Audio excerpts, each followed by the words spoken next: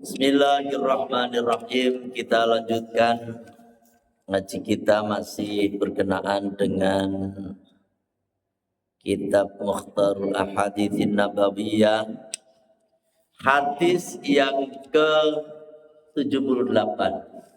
Hadis yang ke-78. Idza anfaqatil mar'atu, ketika seorang istri membelanjakan min baiti zawjiha, dari harta suaminya, ghairu mufsidatin, tanpa menimbulkan kerusakan, karena laha ajruha, maka itu suami, itu suami, karena laha, maka bagi itu istri, laha balik istri, ajruha, dia mendapatkan pahalanya, bima anfaqot, dengan apa yang ia belanjakan, wali zaujiha, dan bagi suaminya ajru, mendapatkan pula pahala, bima kasaba, dengan apa yang dia usahakan. Nah, ini kehidupan sehari-hari Pak, ya, kehidupan sehari-hari. Seorang istri biasanya kan yang mengatur uang, yang laki-laki yang mencari uang, kerja, ya, terus dapat gaji. Biasanya siapa? Si istri itu yang megang ATM-nya, kan ada kadang-kadang.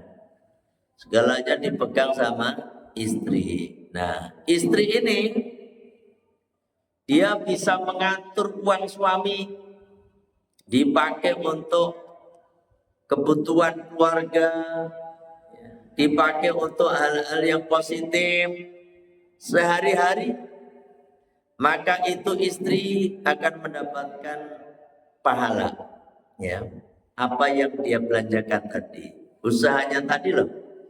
Begitu juga seorang suami, suaminya pun dia dapat pahala karena kerja.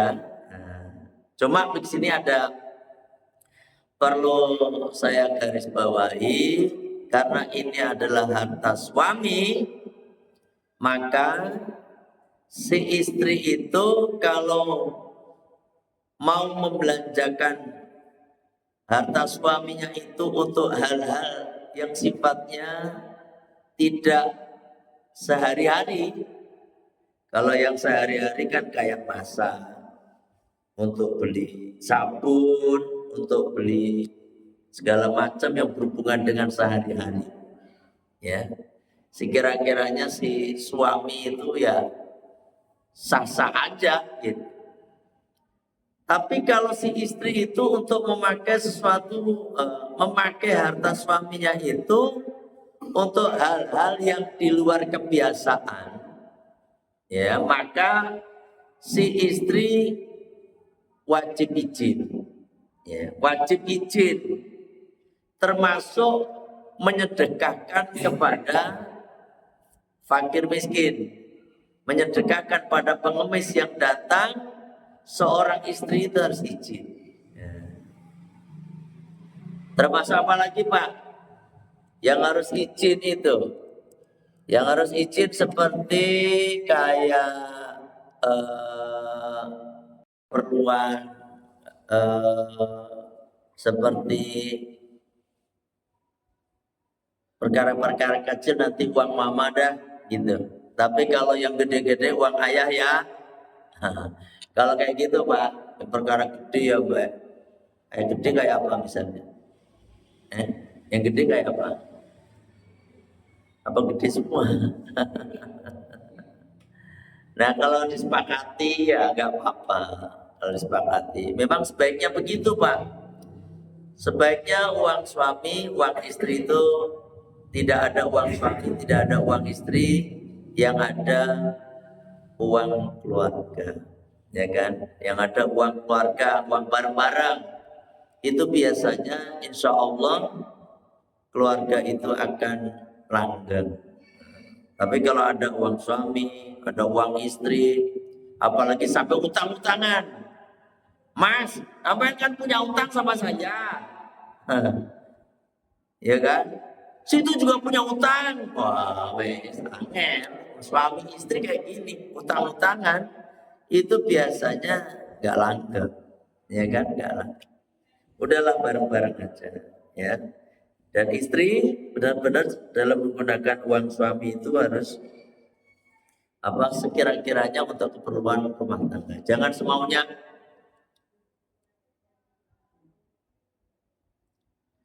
Walil khazini, dan bagi khazin, khazin itu yang menyimpan, Pak, yang menyimpan uang, ya kan? Khazin itu kalau menyimpan uang, bendahara. Ya kan, bendahara khazin. Mithlul dalik, semisal juga yang demikian, yang menyimpan. Ya ini bagi istri sih. Istri menyimpan apa namanya, harta suami. Itu kan otomatis menyimpan itu dapat pahala itu. La yang kusubaduhum min ajri ba'din syai'an, tidak mengurangi sebagian yang lain, ya, sebagian dari sebagian yang lainnya. Artinya dua-duanya mendapatkan pahala. Si suami mendapatkan pahala karena telah bekerja mendapatkan uang. Si istri mendapatkan pahala karena menjaga itu uang dipakai untuk kepentingan keluarga. Dua-duanya sama. Dan ingat, di dalam kitab Qurratul Uyun itu disebutkan sedekah yang dikeluarkan untuk keluarga itu lebih baik daripada untuk fisabilillah. Sampai segitunya, Pak. Untuk keluarga. Disampaikan ngasih istri, ngasih anak untuk pesantren, itu semuanya ada pahalanya semua. Bahkan itu lebih besar pahalanya dibandingkan dengan untuk perang fisabilillah. Itu ada di dalam kitab Qurratul Uyun. Selanjutnya hadis yang ke-79.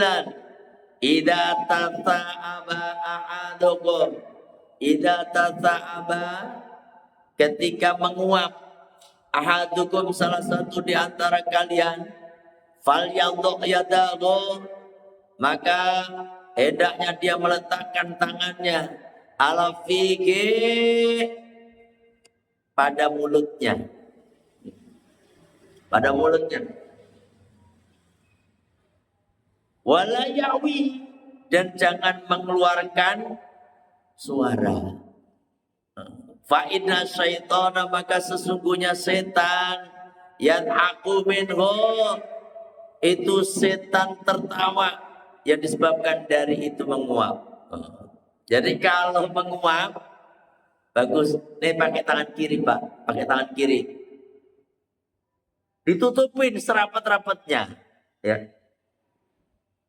Jangan dikeluarkan suaranya. Nih kok. Kan ada yang kayak gitu ya? Ada nggak? Sekarang udah tahu hadisnya, Masya Allah. Di dalam Islam itu menguap aja diatur loh, Pak. Ya tahu? Jadi jangan ditutup, ditahan suaranya. Gitu. Ya kan, jangan ngomong. Apalagi kalau wah, kayak gitu lebih parah lagi. Oh, ditutup sambil di dosa enggak? Masalah dosa mah enggak, tapi adab. Ya kan? Karena menguap itu dari setan. Rasulullah itu enggak pernah menguap seumur hidup beliau. Ya kan? Lah kok orang nguap, berarti kesetanan udah. Udah kesetanan. Karena apa? Setan itu ketawa terbahak-bahak. Kalau ada orang kayak gitu nguap, ya Allah si setan. Jangan membuat setan tertawa, Pak. Jangan membuat setan senang. Ya kan? Tapi bikinlah setan itu sesusah. Kayak sampai mau makan baca bismillah, setan susah. Ya kan? Mau apapun melakukan segala sesuatu yang baik, terus sampai baca bismillah, setan itu susah, ya kan? Setan susah. Mau masuk rumah sampai salam, setan susah.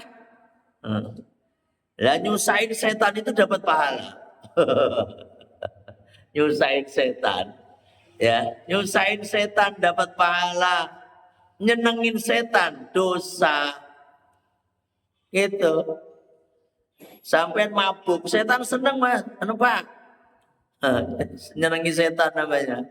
Naudzubillah. Ini hadis diriwayatkan oleh Ibnu Majah dari Abu Hurairah radhiyallahu anhu. Ya.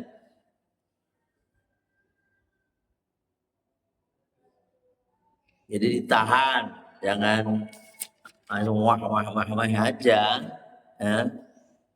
Jadi kanjeng Nabi seumur hidup beliau belum tidak pernah menguap, ya, tidak pernah menguap.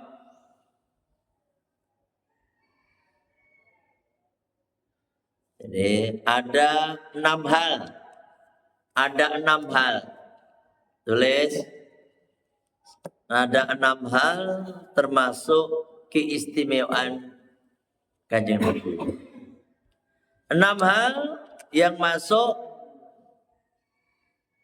khususnya Nabi.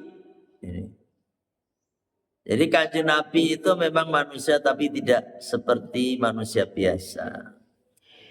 Beliau seperti batu intan, kalau kita batu biasa, batu koral lagi kita. Nah kita kanjeng Nabi itu kenapa manusia yang istimewa? Karena kanjeng Nabi punya 6 hal yang tidak dimiliki oleh orang lain. Yang pertama, tulis. Kanjeng Nabi tidak pernah mimpi sehingga keluar mani. Mimpi berhubungan badan sehingga keluar mani. Kanjeng Nabi enggak pernah. Ya. Itu kanjeng Nabi. Yang kedua, kanjeng Nabi tidak pernah menguap. Itu yang kedua. Yang ketiga,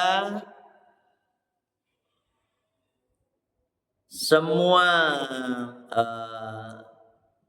hewan buas ya kayak macan, serigala, beruang, singa, hewan-hewan buas itu di hadapan kanjeng Nabi jinak.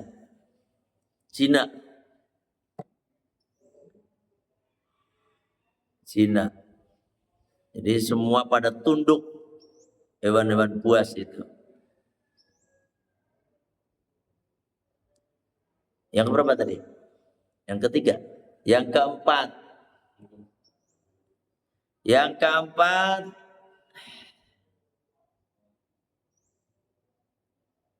tubuh kanjeng Nabi tidak pernah dihinggapi lalat. Tubuh kanjeng Nabi tidak pernah dihinggapi lalat. Masya Allah. Karena badan kanjeng Nabi itu wangi. Lalat itu enggak senang yang wangi-wangi. Itu lalat. Kalau lalat senangannya di sampah. Keringat kanjeng Nabi wangi. Sehingga kanjeng Nabi itu tidak pernah dihinggapi oleh lalat. Yang kelima,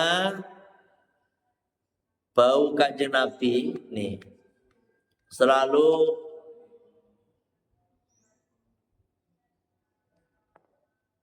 kelihatan di atas daripada bau-bau yang lain. Jadi kalau duduk kayak gini Pak, kalau duduk walaupun orang tinggi, jadi bau Kanjeng Nabi selalu kelihatan paling atas. Ya, bau beliau. Orang tinggi semua pokoknya nggak pernah di bawah. Ini keistimewaan Kanjeng Nabi. Dan yang keenam, Kanjeng Nabi sudah dikhitan sejak dari kecil. Ini keistimewaan beliau. Jadi keistimewaan Rasulullah Sallallahu Alaihi Wasallam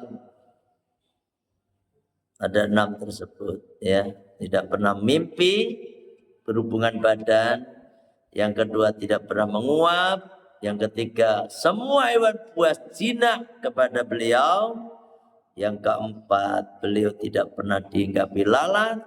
Yang kelima bau beliau ketika duduk selalu kelihatan yang tinggi.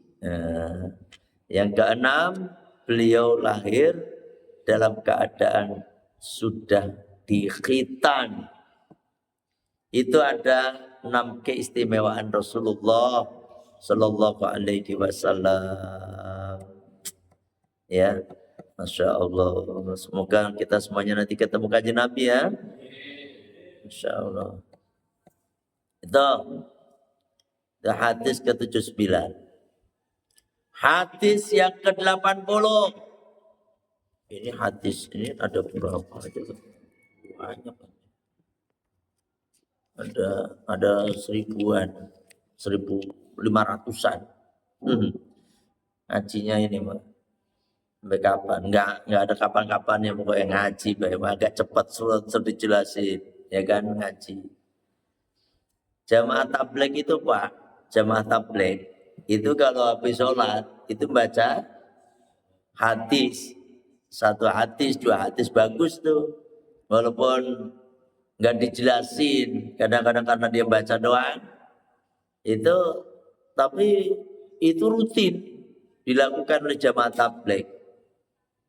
Jadi habis sholat terus ada Bismillahirrahmanirrahim, qala Rasulullah sallallahu alaihi wasallam. Pernah dengar nggak itu? Jamaah tabligh.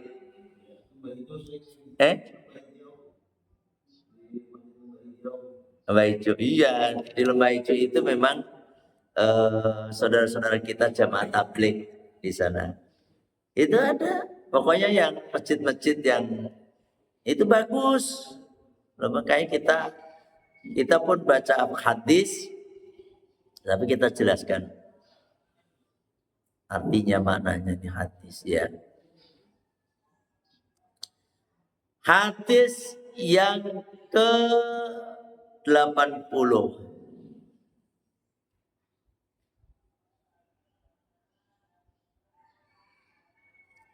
Idza tamma fujurul abdi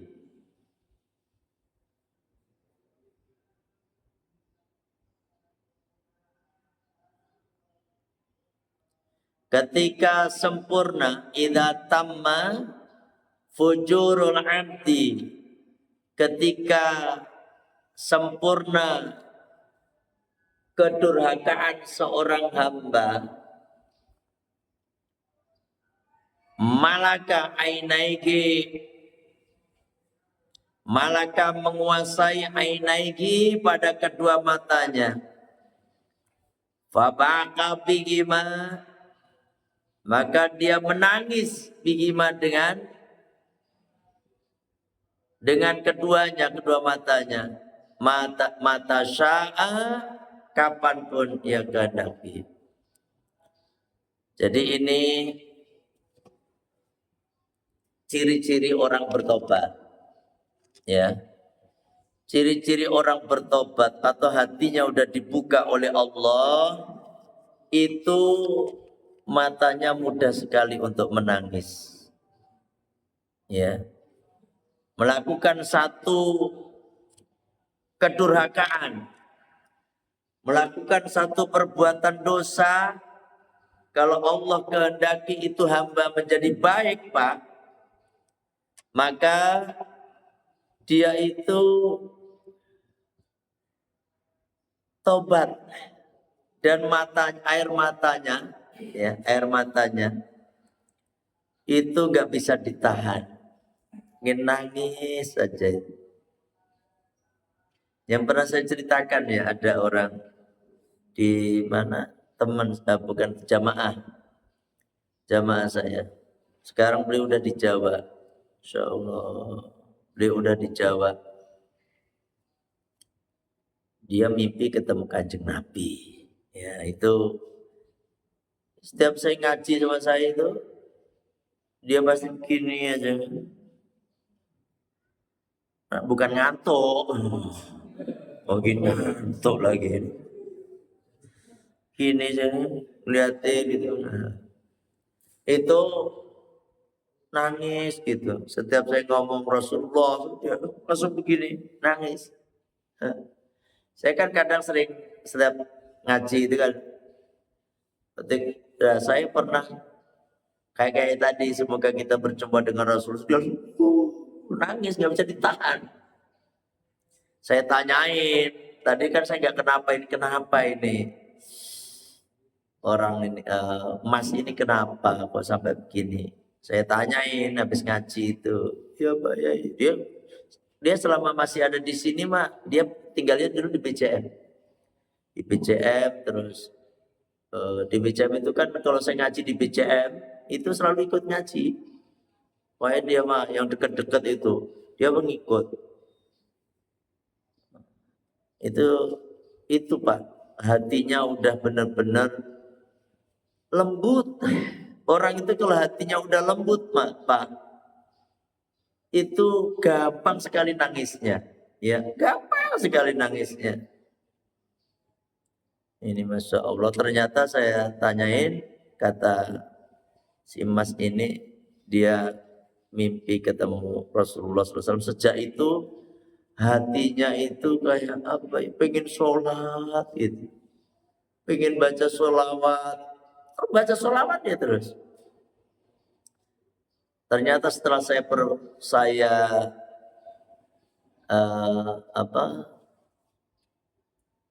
tanyakan ke dia, ya, karena Mas ini orangnya sabar sekali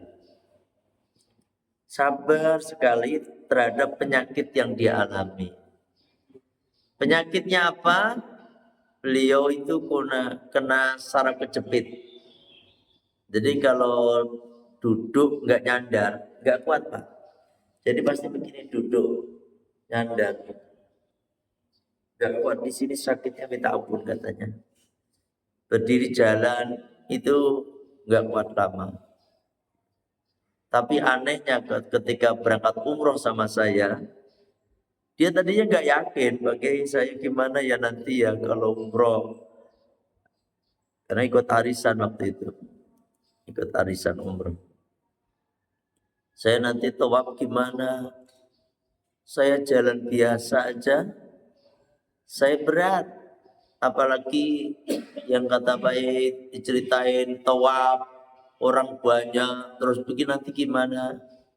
Yakin saya kira. Yakin Mas, bismillah. Bismillahirrahmanirrahim. Allah, wala haula wala quwata illa billah. Aneh Pak, di sono itu penyakit saraf kejepitnya sembuh. Sembuh. Dia bisa jalan, dia ikut berapa umroh dia Pak. Saya berangkat umroh lagi, dia ngikut. Rasa saya enakan dia. Ini cerita lagi. Dan ternyata dia kena penyakit saraf kejepit itu udah lama. Udah lama Pak. Ya Allah, nyerinya itu kata dia itu kalau lagi kumat, nggak bisa dibayangkan kata dia. Ternyata oleh Allah dikasih mimpi ketemu Kanjeng Nabi. Bukan cuma sekali, 2 kali, 3 kali dia bilang. Subhanallah. Makanya hatinya jadi lembut. Hatinya jadi lembut sekali. Orang itu kalau imannya kuat, hatinya lembut, maka gampang sekali dia nangis. Melakukan perbuatan maksiat sedikit dia nangis. Idza tamma fujurul 'abdi malaka 'ainaihi fabaka bihi ma matasya'a. Gampang sekali menangis. Jangankan melakukan perbuatan dosa yang besar, dosa yang kecil aja dia langsung istighfar, astagfirullahaladzim, nangis. Jadi mudah sekali. Sampai gampang nangis enggak? Nangis mikirin apa yang lain. Banyakan utang ya, itu nangis gara-gara utang jadinya. Apa? Nangis gara-gara penyakit. Nangis gara-gara ini bukan karena dosa. Kalau yang dimaksud di sini adalah nangis gara-gara ingat dosa. Iya kan? Ingat dosa.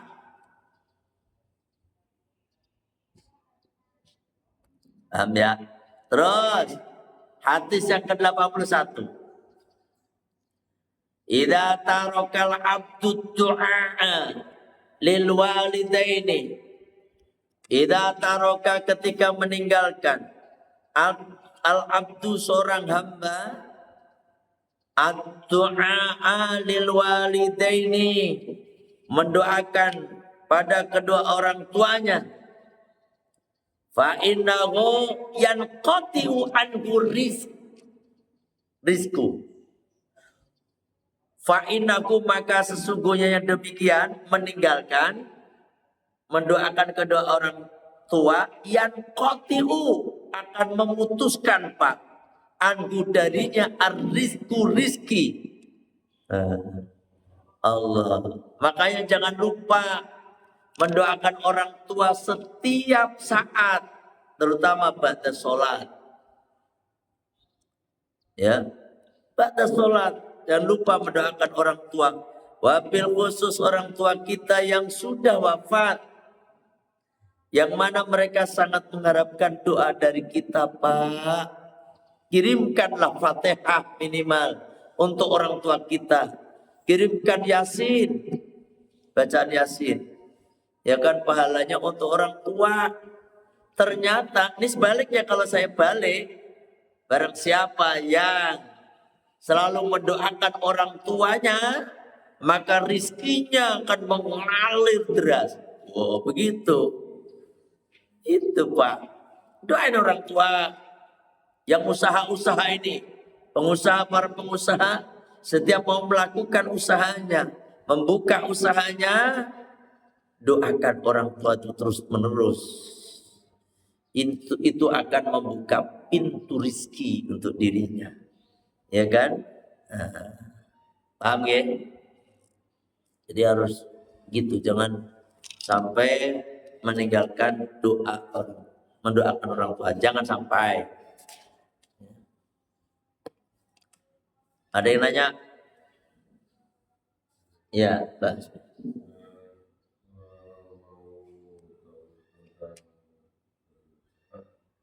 Cara tahu bahwa taubat kita diterima, kita tadi gampang nangis atau mungkin kita tidak melakukan lagi. Ya. Ciri-cirinya?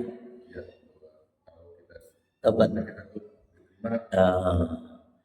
Ya, ini pertanyaan Pak Hasbi luar biasa. Jadi salah satu ciri taubat kita diterima oleh Allah, mudah sekali melakukan kebaikan. Ya kan? Mudah sekali. Senang sekali. Mudah senang melakukan kebaikan. Ya kan sering disampaikan kalau orang pulang haji, pulang umroh tambah baik sekali. Itu ciri-ciri umroh hajinya diterima oleh Allah. Kalau pulang umroh, pulang haji kok makin belangsak, ya itu ketahuan Tadinya jahat makin jahat, itu mah ketahuan. Itu berarti hajinya bukan Mabrur tapi mabur. Oh, haji mabur dong naik pesawat doang. Ya kan? Itu Pak, ini mudah sekali. Yang kedua terus tadi memang suka menangis. Gampang sekali menangis. Gak mau melakukan perbuatan maksiat. Kan kalau kita syarat-syarat tobat itu satu, berhenti. Berhenti melakukan perbuatan maksiat itu. Yang kedua menyesal. Menyesal. Ya kan, telah melakukan perbuatan maksiat itu. Yang ketiga berazam untuk tidak mengulangi perbuatan maksiat itu. Itu tiga itu syaratnya. Kalau tiga itu nggak terpenuhi, ya nggak diterima tobatnya. Ya kan, nggak diterima tobatnya. Berhenti, menyesal, berazam untuk tidak mengulangi untuk selama-lamanya. Itu ciri-ciri apa? Syarat-syarat tobat. Jadi kalau orang terima tobat kayak gitu pokoknya. Dia makin rajin ibadah, ya, senang melakukan kebaikan. Kebaikan itu Pak, ya, antaranya suka di samping yang tadi matanya suka nangis.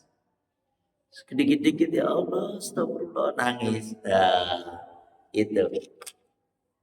Paling itu doang. Ya ciri-ciri orang yang mulai baik. Ya. Dan nanti diterima tobatnya itu menjelang ajalnya ketahuan dari senyumannya. Ninggal senyum, ada. Ya, bapak saya, ini kalau saya ceritain Pak, bapak saya menjelang ajalnya itu ketawa sendiri, ngeliatin saya, ketawa, ngeliatin saya ketawa.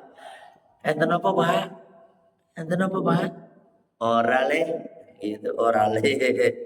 Karena kita melakukan melayani bapak itu nggak pernah tidur, gitu. Jadi bapak kan pengen pipis, bolak-balik. Menjelang ajal bisu wafat itu ngeliatin saya ketawa, gitu. Terus beliau wafatnya mudah sekali. Nah itu ciri-ciri orang-orang yang insya Allah, ya saya kadang gitu ingat cerita gitu sedih bapak. Banyaklah cerita-cerita orang-orang yang bapak husnul khotimah, itu kan nggak ada beban. Dah saya kira begitu ya.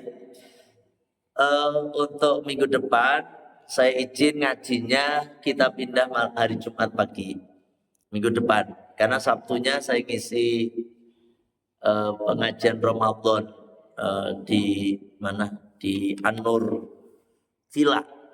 Ya, kalau minggu kan rutin di Baitul Mukminin selama Ramadan. Kan kita ngaji jam 6 lah, jam segini kita selesai. Kan hari Jumat belum pada kerja kan? Iya. Nah, saya kira cukup sampai di sini. Kita tutup dengan baca satu istighfar. Bismillahirrahmanirrahim. Allahumma anta rabbi la ilaha illa anta khalaqtani wa ana abduka wa ana ala ahdika wa wa'dika mastata'tu a'udzu bika min syarri ma sana'tu abu'u laka bi ni'matika alayya wa abu'u bi dzambi faghfirli fa innahu la yaghfiru dzunuba illa anta astaghfirullahal azim astaghfirullahal azim astaghfirullahal azim subhanaka allahumma wa bihamdika asyhadu an la ilaha illa anta astaghfiruka wa atubu ilaik. Alhamdulillah. Assalamualaikum warahmatullahi wabarakatuh.